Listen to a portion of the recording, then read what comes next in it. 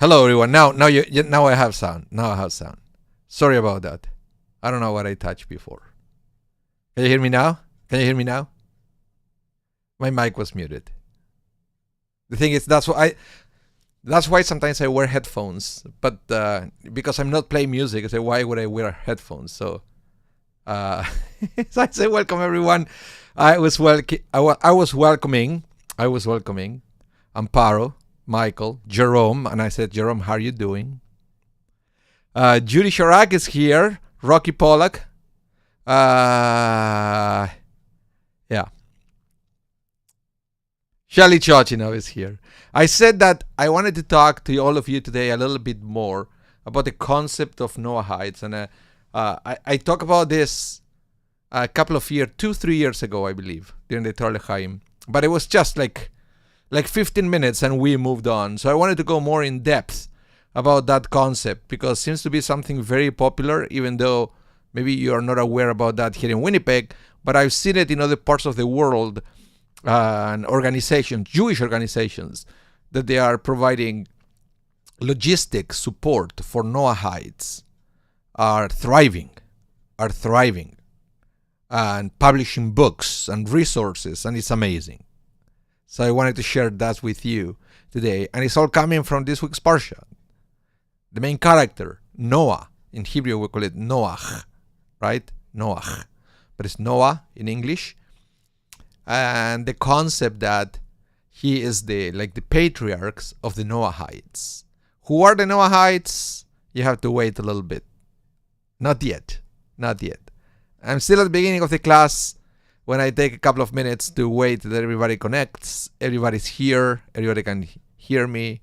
I know the chat is working. Priscilla, you're using YouTube, I noticed. You usually use Facebook. I think Facebook is working now for my classes. They have a glitch on Facebook that the company we use to handle our streams, by the way, the company we use to handle our streams is called Restream.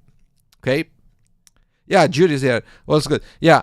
Restream is a company, big company from Ukraine, by the way,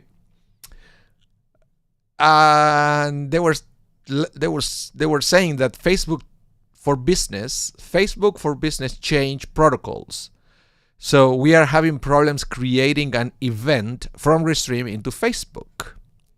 So I'm streaming in a little bit different way now. That is not exactly the way I like because you guys cannot be notified in advance that I was going to go live and things. So I don't know. They're working to try to solve it.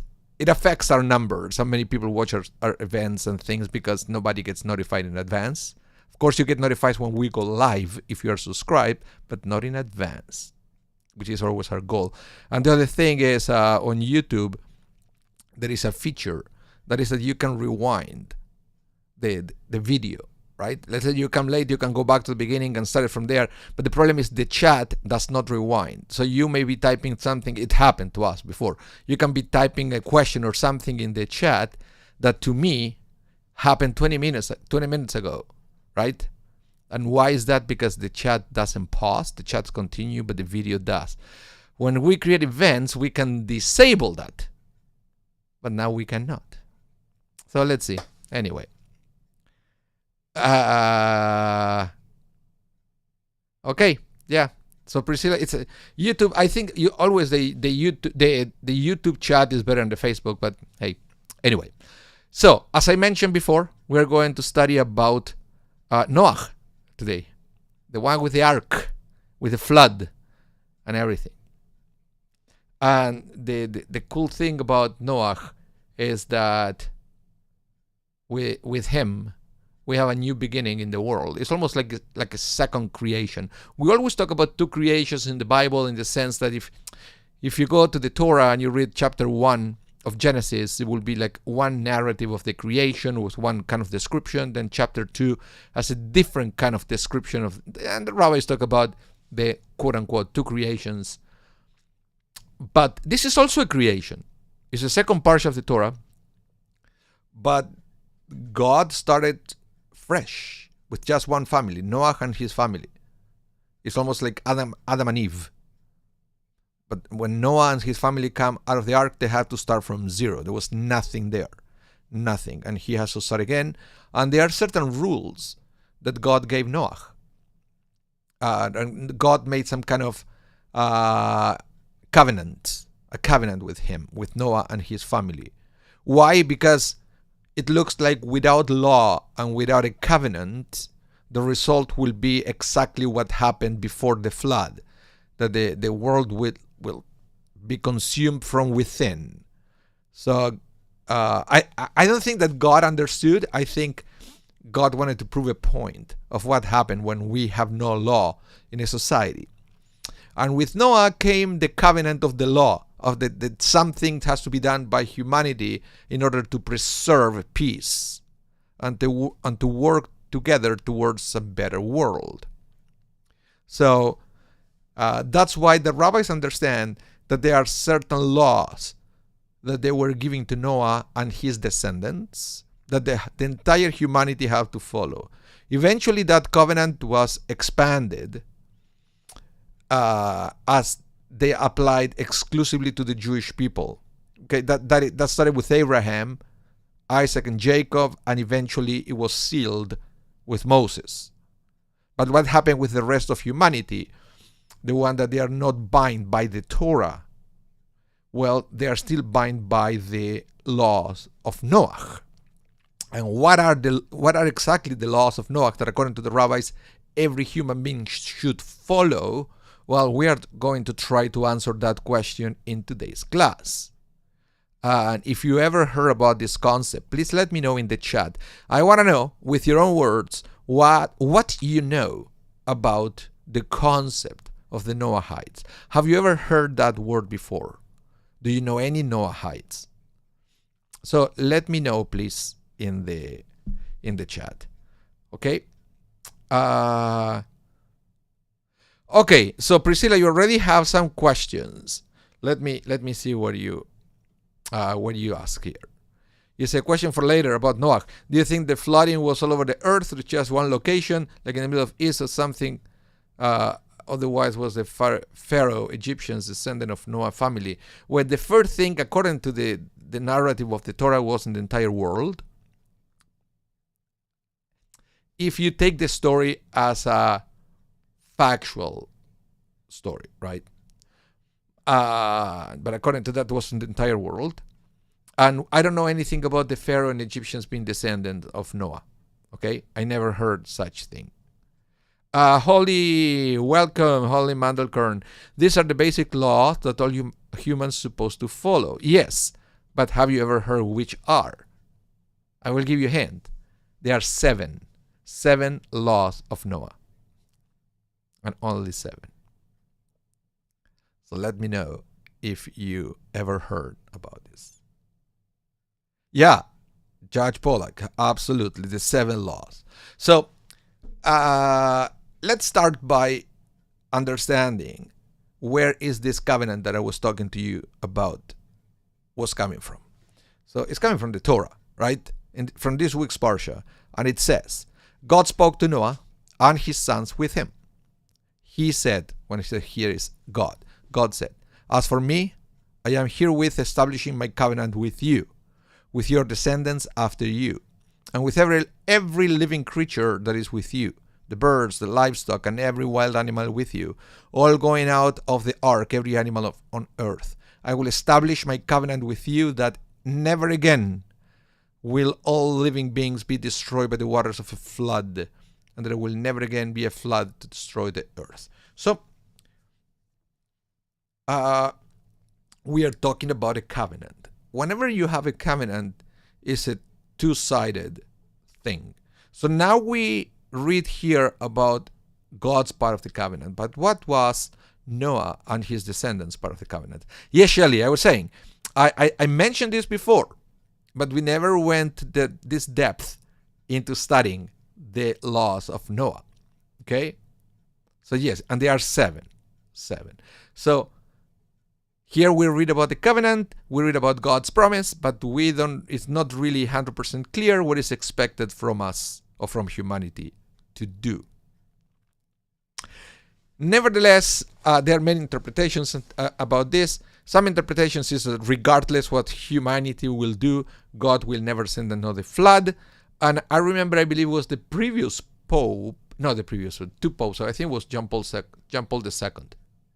think it was him.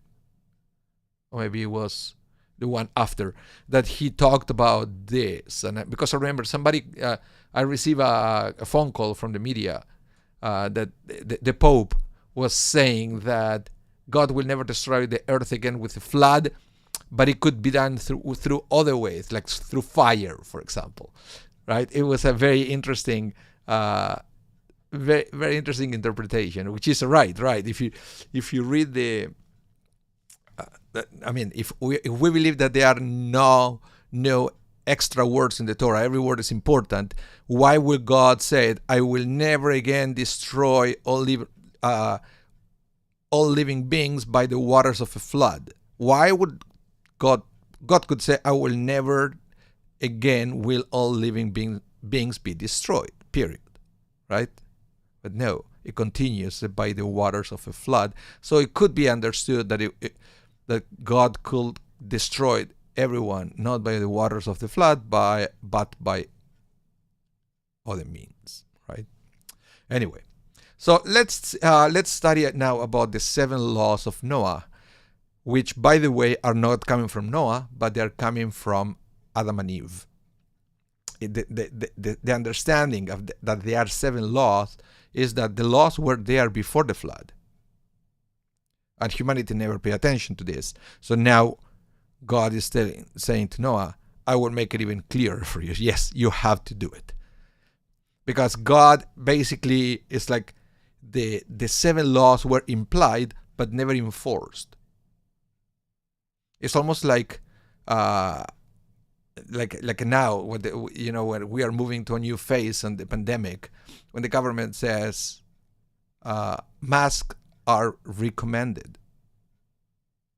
We recommend it to wear it. You can wear it or not, but so what happened? Nobody wears it, right? But that was the pre-flood world, that the law was there floating around and said, humanity, the instructions are there. I'm not going to enforce it on you. Nobody did it. So now with Noah, God said, you have to do it. Now I mean, super clear, it's a commandment, okay? Humanity, it's not optional anymore, you have to do it. And that's what happened after. Hello, Randy, welcome. So the 7 laws are as follows. In Judaism, the 7 laws of Noah, or the Noahide laws, are a set of moral imperatives that, according to the Talmud, you see, this is the thing. It's not where in the Torah explicitly saying that there are 7 laws of Noah. This is a rabbinic interpretation. So this is the rabbis interpreting the Torah, understanding that there are certain things that they are universal. Okay. So let's go back. According to the Talmud, were given by God as a binding set of laws to the children of Noah, that is, all humanity. Any non-Jew who adheres to these laws is regarded as a righteous Gentile and is assured of a place in the world to come, the final reward of the righteous. Adherents are called Bnei Noach, children of Noah, or Noahites. Okay, if you want to read more about that, you can go to the Babylonian Talmud, Masechet Sanhedrin, page 56b. But for the sake of time, I will just present here the 7 laws, and then I will explain to you how they work in the practice. The 7 laws are: number 1, prohibition of blasphemy; number 2, prohibition of idolatry; number 3, the requirement of maintaining courts to provide legal recourse; number 4, the prohibition of murder; number 5, the prohibition of sexual misconduct or adultery; number 6, prohibition of theft; number 7, the prohibition of eating flesh taken from an animal while it is still alive. So you can see there, I will give you a few examples. Noahites don't need to circumcise their children. Noahites don't need to eat kosher. Noahites don't need to go through a burial underground. They are not part of the 7 laws of Noah. At least not in this form. Of course, we are talking about rabbinic law, and there will be always interpretation of the interpretation. And then from these 7 laws, many things were written to expand these 7 points and to make it practical. Because again, if you are a Noahide and you read these 7 laws, you will probably have a lot of questions. What does it mean? I mean, it's a prohibition of idolatry, but I also know I have to believe in one God. How can I pray to this one God? Is there a better way or a good way of praying? Or what should I avoid when I pray to God? Nothing here. So the rabbis wrote about application of these laws. So let me show you, for example, a quick thing, something that I found on the internet. That is this here. There is a book. That is a Siddur, a prayer book for Noahides, that it can be purchased on the internet. Or, for example, we Jews, we have, the Shulchan Aruch, which is the code of Jewish law. As a Jew, you want to know what to do from morning till evening. What you have to do is to buy this book that is called the Shulchan Aruch. It has an index, so you can easily know what you have to do. How can you fulfill with Jewish law? What do you do as soon as you wake up in the morning? Well, no problem. Go to the index, where it says, waking up in the morning, and then you open that page, and you will have step by step what you're supposed to do, how you wash your hands, what kind of blessing you say when you put a talit, and so forth. Right? You go to the bathroom, you get out of the bathroom, you have to say another blessing. It's all explained, clearly explained in the Shulchan Aruch, okay? But we also have a Siddur, a prayer book. So there's a unified way to connect with God. Of course, we are always encouraged to pray to God in our own words, outside of the synagogue, but whenever we come to a house of worship, in our case, Jews, a synagogue, for Noahide will be a different kind of place of gathering, we need guidance, and there was this Siddur that is called the Brit Olam, prayer for Noahide. There is also the Brit Shalom, which is the Shulchan Aruch for Noahide. And you say, well, you need 1 page. There are only 7 laws. Yeah, I wish it were that easy. But we are talking about rabbinic interpretation, so it's a long one with all different kind of practical applications. Okay? And the interesting thing is there is a place that is called Noahide World Center, where they offer all kind of resources when Noahides wants to know how to apply it. That is before they go and buy the book. It's fascinating. You can all go. I will show you the thing in a minute, but I want to show you what the website will say, and expanding a little bit on these 7 laws for you to understand how they start applying to real life. So let me share it with you. Things that the Noahide should believe or follow. Pay attention. It says, the creator of the universe singled out the uniqueness of the human species from all created beings. As the Torah says that Adam, the first man, was created in the image of God. The Jewish tradition holds that the Creator had sealed a covenant with human beings, which primarily includes 7 commandments, noted as the Noahide laws. Every person has an obligation to accept the binding validity of the 7 commandments that they were commanded to the children of Noah. Aside from accepting the validity of these laws, each person must actually observe them in practice. Whoever does not accept the Noahide laws and observe them referred to in rabbinic literature as a goy or foreigner. Okay? Whoever accepts and observes these laws is called a child of Noahide. Now, this is going to start getting interesting or more complex, because I will say most people will know up to this point. Okay? Well, if you accept the laws, you are a Noahide. But let's continue. Now, number 7, whoever accepts these laws before a rabbinical court of 3 rabbis is called the Ger Toshav, a resident alien, and is permitted to settle in the land of Israel. So, guys, this is real. So, basically, to disbelieve, and we are going to talk a little bit more about that, this belief, you can actually, if you want to formalize your status as a Noahide, what do? You get 3 rabbis and you will read a declaration in front of them. I will share with you that declaration in a minute. But if you do that, you're a step above with just accepting this and practicing. You are not just a Noahide, now you're a Ger Toshav. That's your name. And again, this is for non-Jews. This is only for non-Jews. Let's continue. Number 8. Whoever accepts these laws out of recognition of the truth of the Torah of Moses as transmitted by the children of Israel is called a righteous Gentile and has a portion in the world to come with the Jewish people. So basically, this is not just about, let's say that you're a person who accepts the laws of Noah. You read a declaration in front of Beit Din, but now you also accept that it's a special category of the Torah that it was revealed to Moses that applies for the Jewish people, for the people of Israel. And it's a special thing. So now if you have also that set of beliefs, you become a righteous Gentile. Ger Tzedek, it's called in Hebrew. Now this is interesting because up to the becoming a Noahide, right? Up to there, every person belonging to a monotheistic religion is by default a Noahide.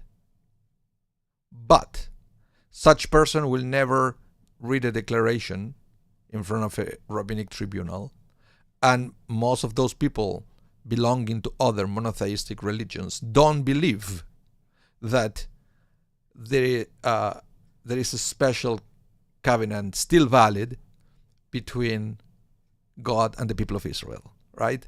So because of that, they cannot be righteous Gentiles. Except some, I know that theologically there are some branches of Christianity that they do accept that they do believe that the covenant between God and Israel is still valid. It's very interesting.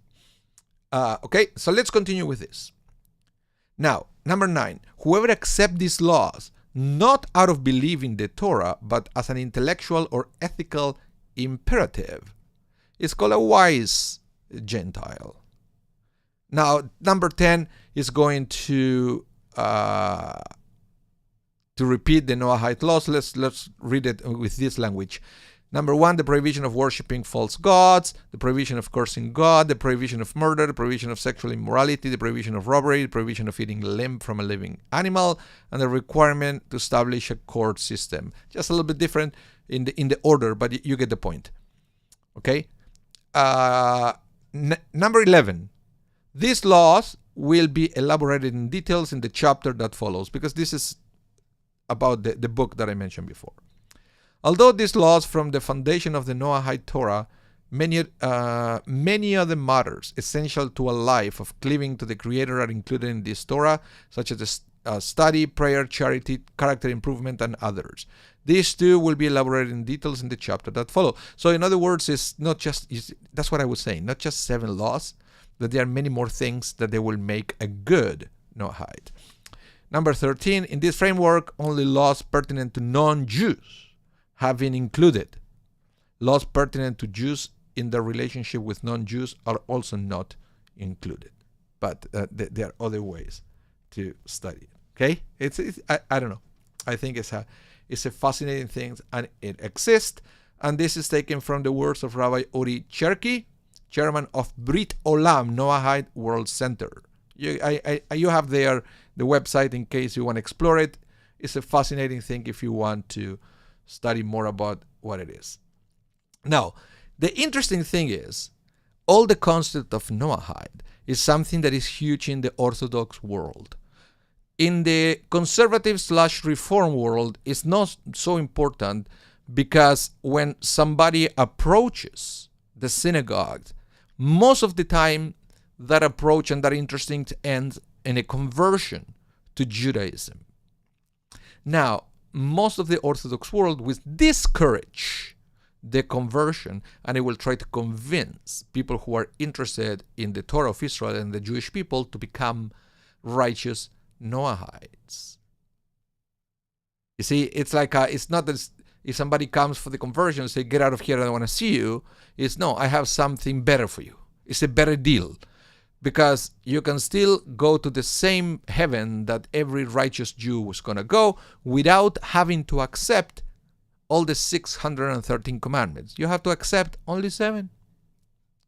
You don't have to do circumcision, eating kosher. You can eat pork if you want. It's all good. Right?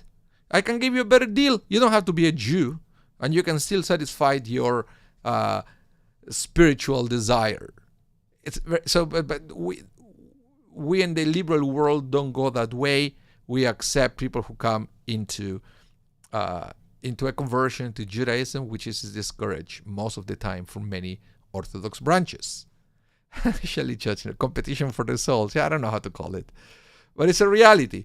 So I will show you here a little bit of these approval letters by rabbis are all some of the rabbis actually that endorse the book that I showed you before, the Brit Shalom book.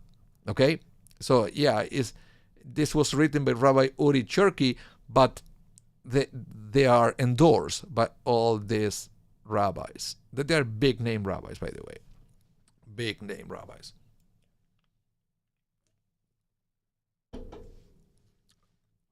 Any questions? Any question from our students? I want to know. I know last one was Shelley. It's a competition for the souls, but I want to know other questions. I'm pretty sure you do have questions or comments. I want to know what you think about it. What is your first reaction to this concept?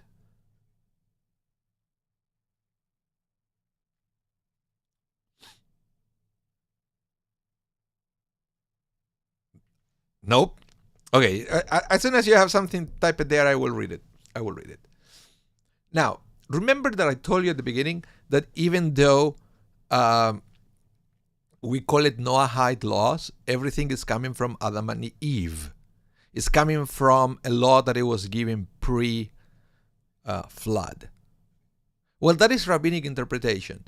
The interesting thing is, Rocky Paul said, hardly sounds welcoming. Well, it's interesting because it looks like people who really embrace the concept of Noahide, they're very welcoming. And I guess they are good into convincing people to go this way instead of pursuing a conversion to Judaism. I guess at the end of the day, somebody really, really, really wants to convert to Judaism, they will have no other option than to say yes. But they are always trying to offer this as an alternative to avoid conversion. But going back to this, back to Genesis, remember I told you that this is coming from before Noah and from Adam and Eve. And I said, okay. So it's probably very clear in the Torah that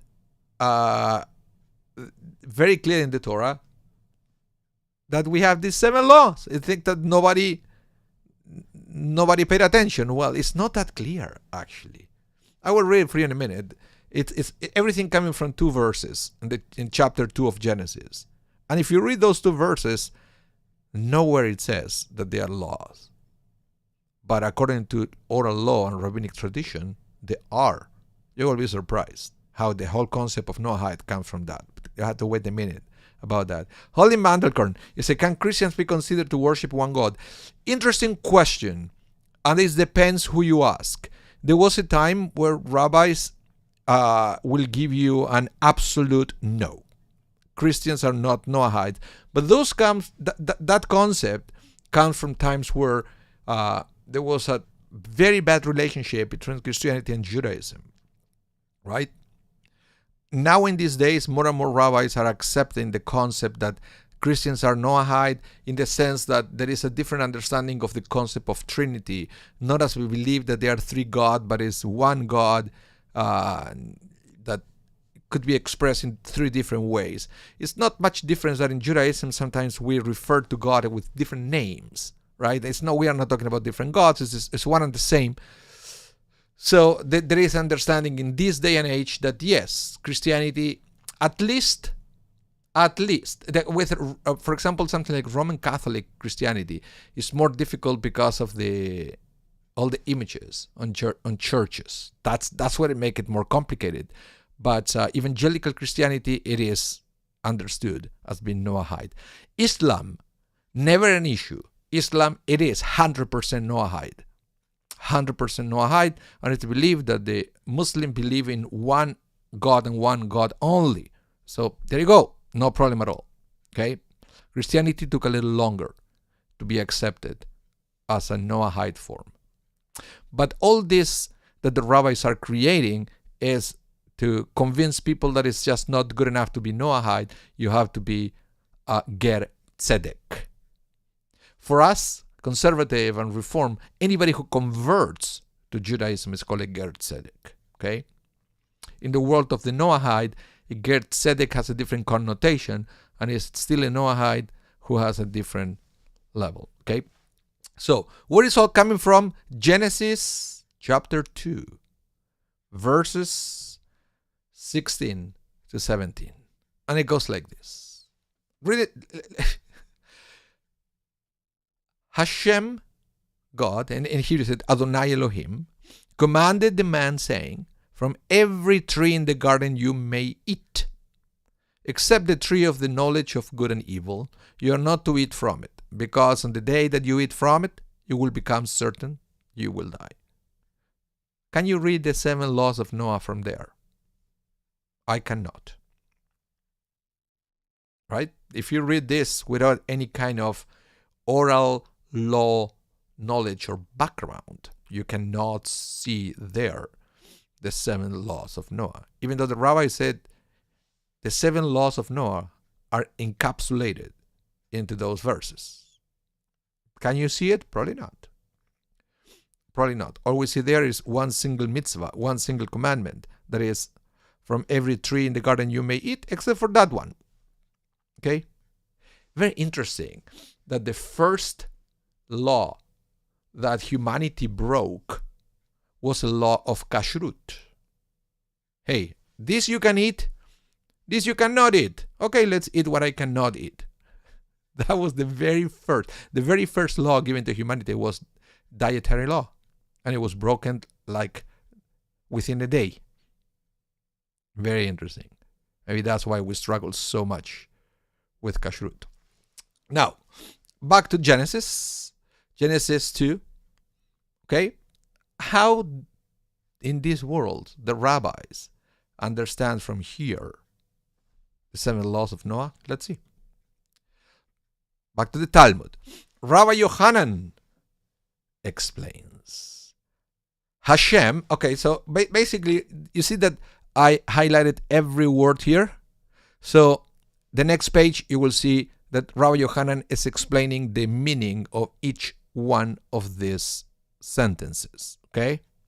And how, for him, I guess, it was so clear that this represents the 7 laws of Noah. Let's see. Rabbi Yochanan explains, Hashem implies the prohibition of blasphemy. Oh, okay.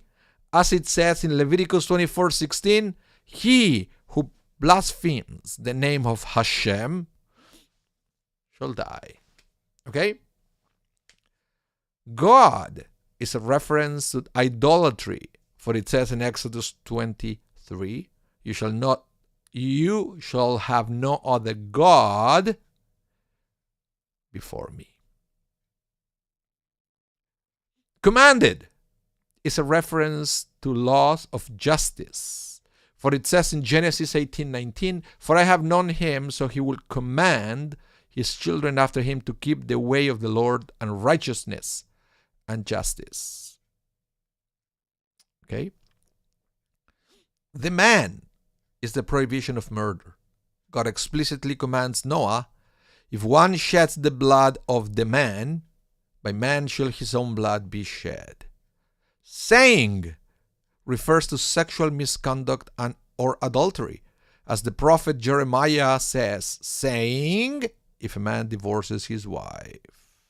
From every tree in the garden is an implicit prohibition of theft. It shows that permission is needed to take something that is not explicitly yours. You may eat implies that there are things which may not be eaten. like the limbs of a live animal. Very clear. Or not. But the rabbis made it clear that this is what it is by understanding this. But again, this is a very common rabbinic way of understanding. It's what is called Gezerah Shava, when they connect words from one place to another. If you read, if you come to synagogue, it's one of the texts that we read before Kaddish Rabbanan. Is usually it starts with Kal Vachomer, then Gezerah Shava, which is this. One of the ways that the rabbis understand law from the Torah. Any questions about this? Any questions about this? Cheers.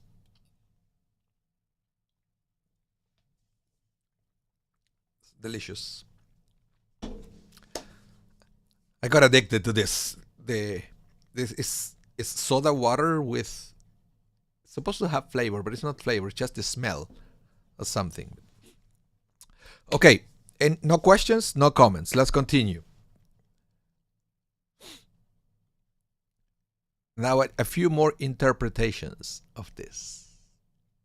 It becomes apparent that a comparison between just 7 Noahide laws and 613 mitzvot cannot be invoked as a supposed indication of the relative limitedness of the Noahide system.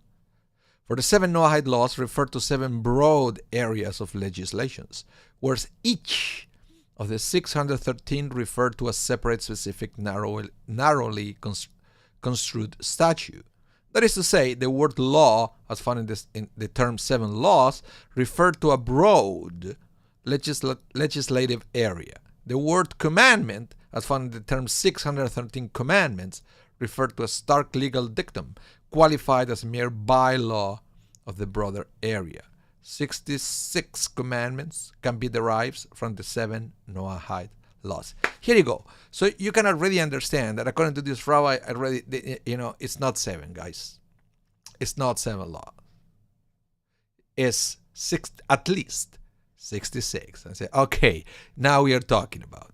Now it sounds like a rabbi teaching something. It's not 7, it's 66. And then if you go to the 66, they will have different subcategories, so it's way more. It's like the 613 commandments that we're supposed to follow. You know that it's not like that.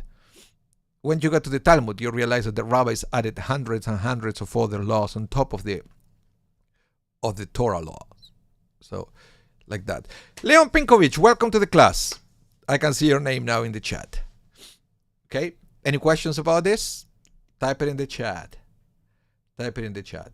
So, then I try to find in other literature what different authors are talking about the laws of Noah. So let's start with the Encyclopedia Talmudica, and it says, the 7 laws are generalizations and setting forth a list of the details of these laws compiled by an early sage, which encompass 30 precepts: unity of God, idolatry, blasphemy, prayer, taking an oath in vain, suicide, homicide, sexual relation with another man's wife, marriage by dowry and gift, relations with a sister, sodomy, bestiality, castration, eating the carcass of a dead animal, a limb taken from a live animal, eating blood, hybridization of animals, sacrifices from clean animals, robbery, honoring one's father and mother, consigning one's children to the fire. Oh, that's a no-no. Augury, soothsaying,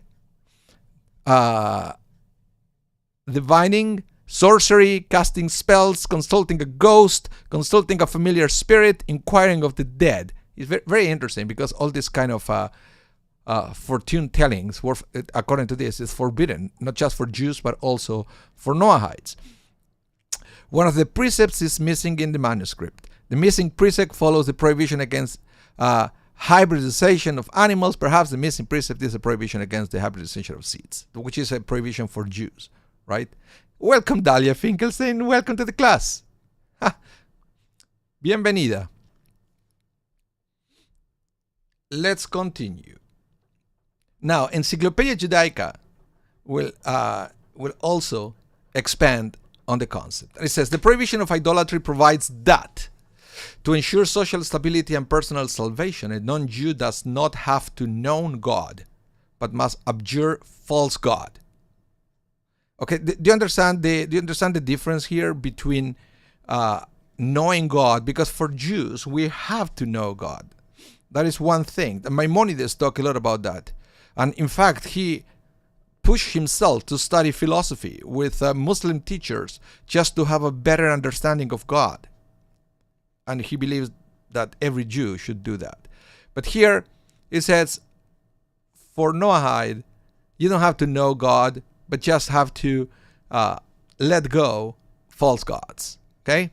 This law refers only to actual idolatrous acts and not to theoretical principles. And unlike Jews, Noahides are not required to suffer martyrdom rather than break this law.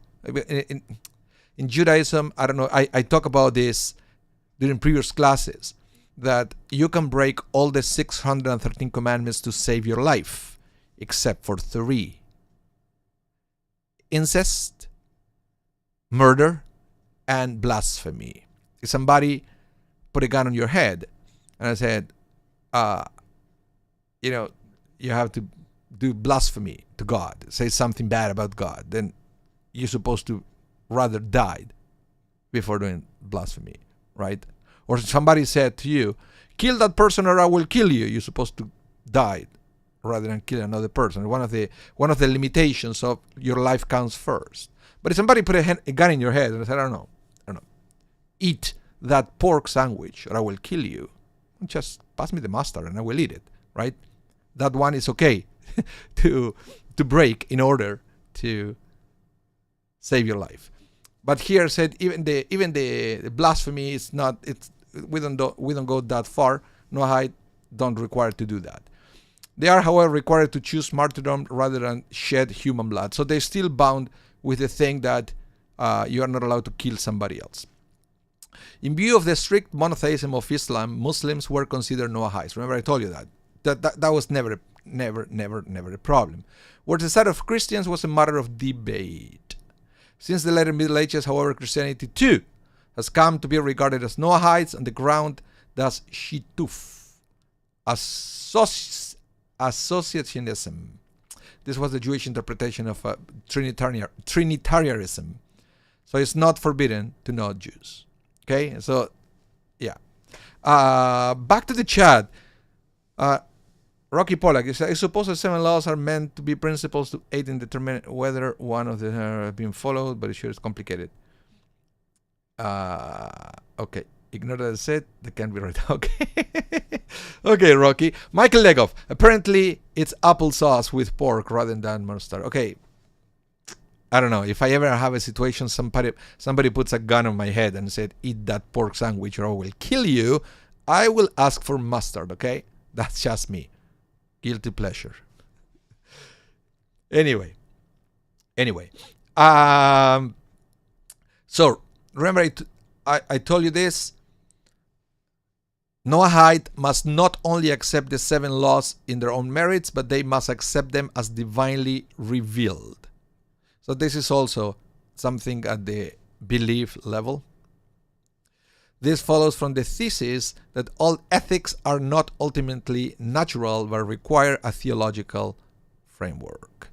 Noahides might also freely choose to practice certain other Jewish commandments.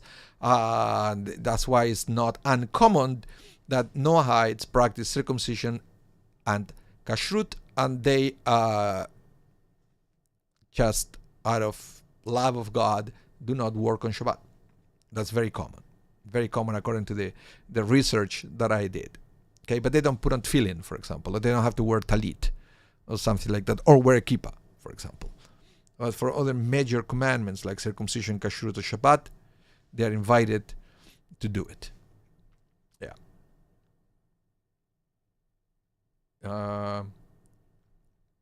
Now, remember I told you that there is this declaration that if somebody wants to become a Noahide, have to do in front of a rabbinic tribunal. How is that? Okay, I want to show you. This is what they read. It's fascinating. The prayer book mentioned killing of Randy. What you said, Randy? Let me read it here. It said the prayer book mentions killing of the Egyptians as well as God's promises to aid the Jews in battle. Which prayer book? Our prayer book? Well, it does the introduction to the Micha Mocha. Yeah, in the morning. That is talking about that. Yeah. Shelly Chochinov, you say, so they walk among us. Yeah. Well, they're everywhere. Not too many in Winnipeg because unless that Chabad have something set up for them, which I'm not sure, there is no organization in Winnipeg that actively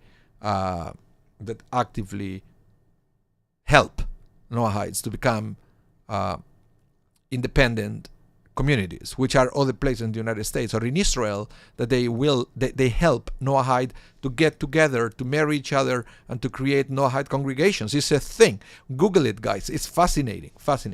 So, this is the declaration. I agree to uphold the 7 universal Noahide laws, which were given by God to Noah as a binding set of laws for all humankind, and will be revealed by Moses. Detailed and observance of these laws have preserved, clarified, and expounded upon by the sages of Israel from generation to generation. The 7 basic Noahide laws are the prohibition against idolatry. Also, basically, they read all the 7 laws, and they say, adherence to these laws professed out of an understanding that they were initially commanded to all humanity and subsequently are a manifestation of the Sinai revelation and given to all humankind through the Torah of Moses, grants a non-Jew the status of righteous Gentile. I pledge my allegiance to Hashem, God of Israel, Creator and King of the universe, and His Torah. I will adhere to the 7 laws of Noah, and I, furthermore, pledge to continue to uphold these laws in all their details, according to the oral law of Moses, under the guidance of the rabbis. Blessed are you, God, King of the universe, who has caused me to live, sustained me, and brought me to this day. That's the Shehayanu. That's the Shehayanu at the end. You may recognize that translation, which I think, by the way, is amazing. Now, I never met a Noahide who actually came to me as a rabbi and said, I would like to say this declaration in front of you. Never happened to me. I did meet people that they were Noahide who eventually converted to Judaism in the conservative movement. And that did happen to me. Because again, we don't really believe that much in the concept of Noahide in practical terms. Conservative and reform movements are not what we call, there is a word for that, it's called triumphalist. Have you ever heard the word triumphalist? Religions have the tendency to be triumphalist by nature. It means that I'm right, you're wrong. Okay? I'm following the truth. That means that you are wrong. In conservative and reform Judaism, we believe that there is no such thing. There are many different truths. So if you worship differently than me and you believe in a different kind of God than me, I don't think that you're going to hell. And I'm going to heaven because I'm a Jew worshiping God. We don't have that belief. That's why the concept of Noahide is not so important for us, except maybe for historical purposes or for the sake of understanding what's going on in other sections of the Jewish world. That's why I believe that it's important for all of you who study Torah with me week after week to understand that this is a reality. Doesn't matter if you believe in it or not, it's a reality and it's happening, that it exists. And you may even meet Noahides in your life. Liberal movements believe that you have the right to worship the way you want, and I won't judge you because of that. And we believe that if you are an ethical human being, regardless how many gods you worship, to me, you're going to heaven. Okay? That's the concept. That's the concept here. And that's what is important to us. Any comments? Any comments to this? I would like to hear from you. What do you think about that? About the concept of Noahides, and if we are right or not, conservative reform movements, to move away from this concept in the way we understand other people, or maybe this is something that it should be promoted for people to become purposely Noahides and to read some kind of declaration. I don't know. I want to know what you guys think about it.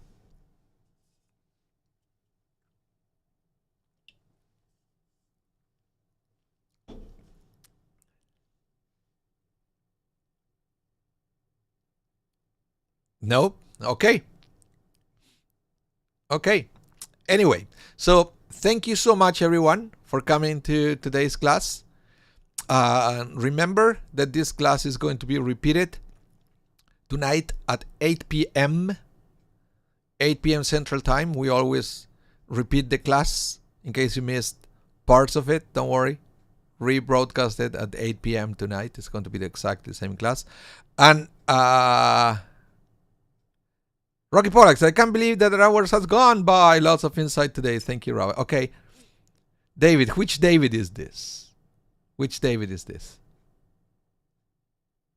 Yeah, I know. It was more information today. I know. Usually I have different kind of classes, but I thought that this was important, and we don't have too many opportunities to talk about things like this. Okay? Yeah.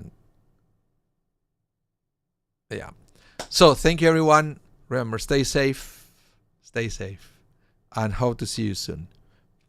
Bye, everyone.